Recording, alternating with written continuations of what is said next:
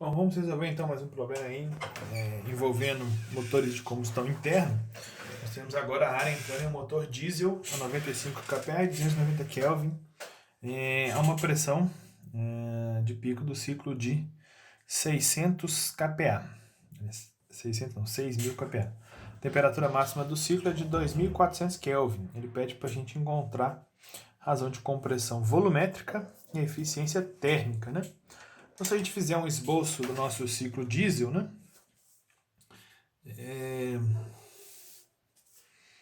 Nós temos aqui, então, nossa pressão, volume, né? O nosso processo aqui de combustão, então, no ciclo diesel vai acontecer a pressão constante, né? Então, eu vou ter aqui algo desse tipo, né? Então, aqui eu tenho 1, 2, 3 e 4, né? Sendo que os nossos processos 1, 2, 3, 4 são processos de compressão e expansão que idealmente são isentrópicos, ok? Como o problema não nos informou, né, ele não nos disse aí caso a gente adotar uma hipótese de calor específico constante ou calor específico variável, nós vamos então lançar a mão aqui da solução adotando CP e CV constantes. Ok? Se o problema tivesse pedido para a gente adotar ele variável, a gente tinha que então adotar ele variável. Então nós vamos adotar ele constante porque isso facilita para a gente, né? Além disso, nós vamos adotar também essas propriedades aqui, propriedades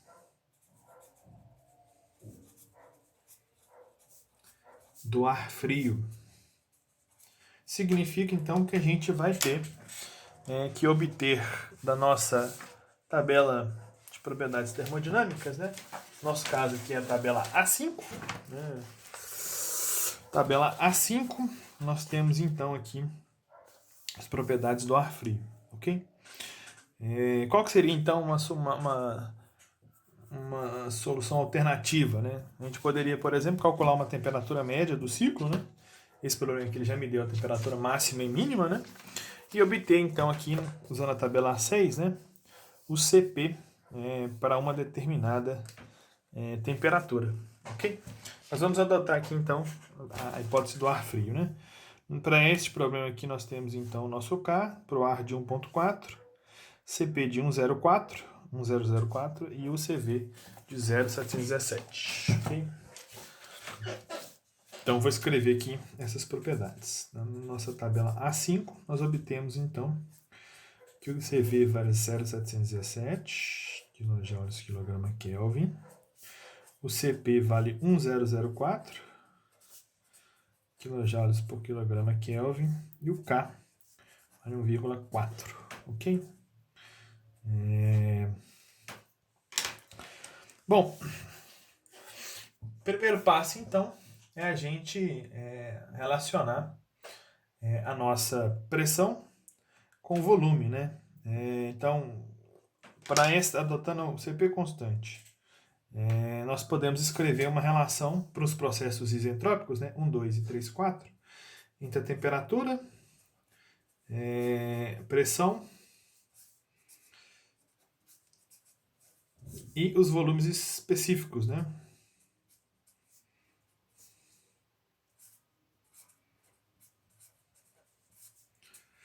Aqui é o meu K menos 1, ok? Sendo que o inverso dessa razão aqui, né? É a minha razão de compressão volumétrica, que é então meu V1 sobre meu V2, ok? Bom, para mim descobrir quanto que vale a razão de compressão volumétrica, o problema me deu a pressão do ponto 1, vale 95, e a pressão do ponto 2, vale então 6.000.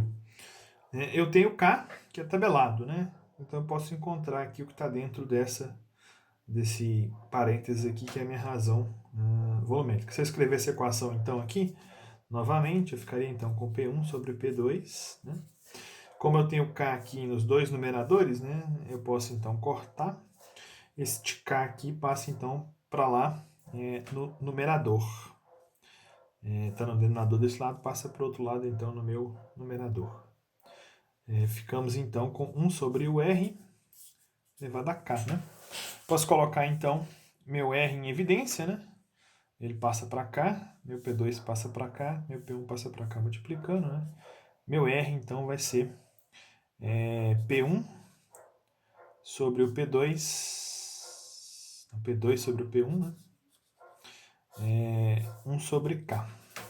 Okay? Então, temos 6.000, que é a minha pressão 2, dividido por 95, elevado a 1, dividido por 1,4. Ok? Então, R dá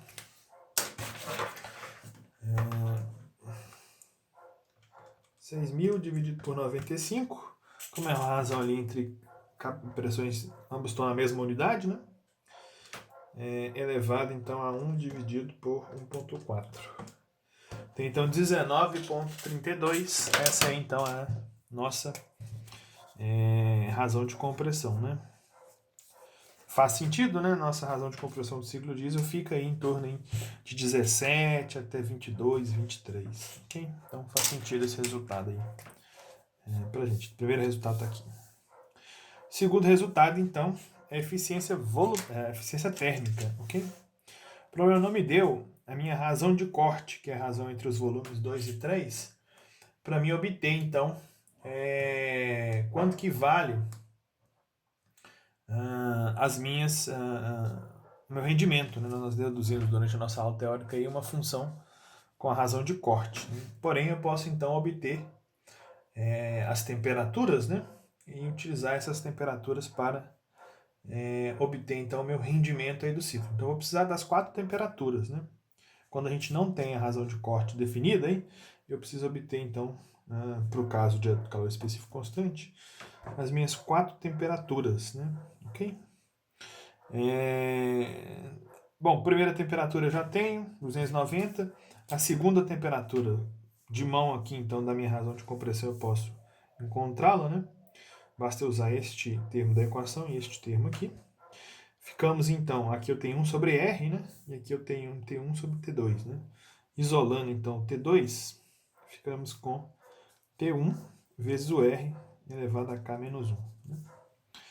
Meu T1 vale 290, meu R vale 19,32, o K vale 1,4, então menos 1, 0,4. Né? Então meu T2 vai ser, então,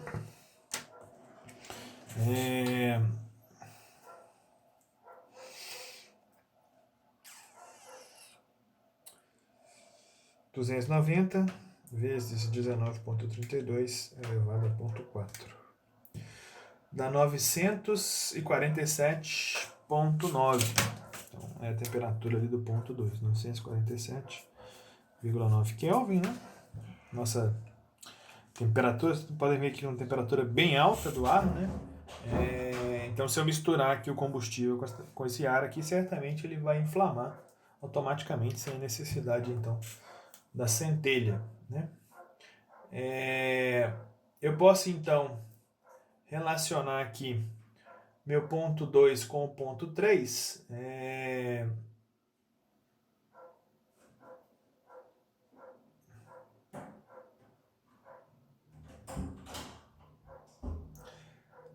Utilizando o modelo do gás ideal. Aqui a gente tem um processo a pressão constante, né? Se eu adotar o meu modelo do gás ideal, PV igual a RT, eu vou ter o que variando nesse processo 2, 3. A pressão é constante. O R é uma propriedade do ar, do gás também é constante, né? Então nós vamos ter o volume e a temperatura aí variando, né? Se eu escrever essa expressão, então, com os termos que estão fixos de um determinado lado, né? Eu vou ter, então, V sobre T é igual ao R sobre o P, correto? Então eu posso escrever que V2T2 é igual, então, a V3T3, correto?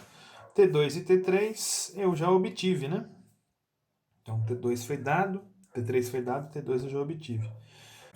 Então, podemos, a partir dessa expressão aqui, definir para a gente um rendimento, uma razão de corte, né? Que é a razão entre o V3 e o V2, né?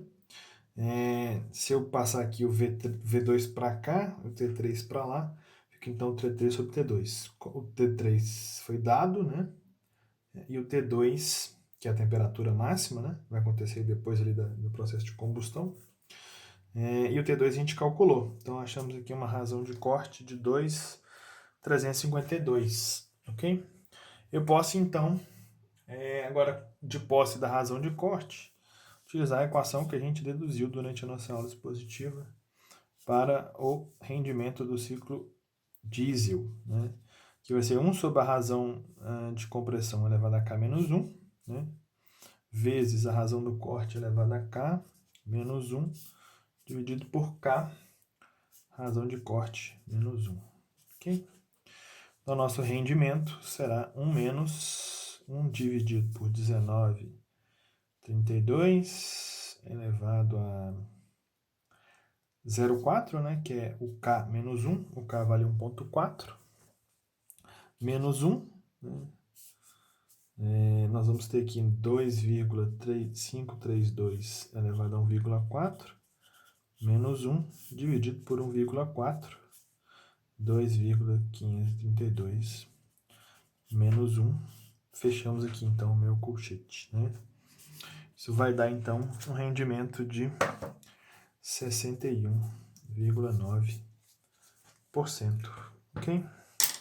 Então este aí é o nosso rendimento do ciclo. Bom, então até o próximo vídeo.